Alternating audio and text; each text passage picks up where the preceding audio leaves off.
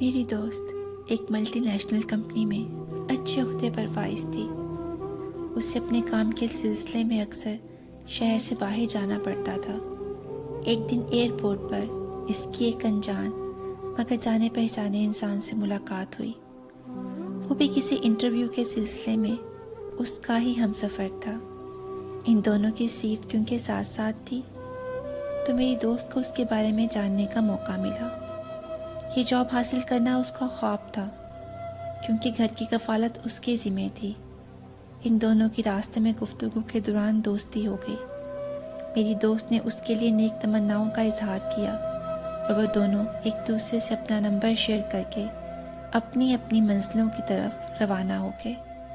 کچھ عرصے کے بعد اس کا فون آیا کہ اس کو وہ جاب مل گئی تھی اور وہ میری دوست سے ملنے کا خواہش مند ہے۔ میری دوست نے اس کو اپنا ایڈریس دیا اور اس نے کچھ دنوں کے بعد آنے کا وعدہ کر لیا۔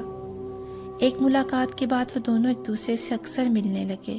میری دوست اس کو بہت پسند کرنے لگی تھی اور اس کو اپنا شریک حیات بنانا چاہتی تھی، لیکن وہ جب بھی اس سے بات کرتی وہ ہر بار ٹال دیتا کہ اس پر بھی بہت ساری ذمہ داریاں ہیں، وہ بھی شادی نہیں کر سکتا، اور کہتا ابھی بہت وقت ہے ہمارے پاس اس طرح کے فیصلوں کے لیے۔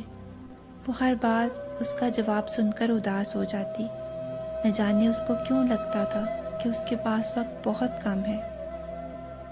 اس کی کمپنی اس کو ایک ہفتے کے لیے امریکہ بھیج رہی تھی۔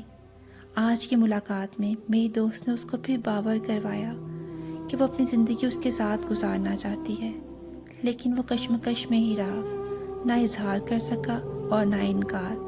بس یہی کہا ابھی بہت وقت ہے ہمارے پاس اظہار کے لیے۔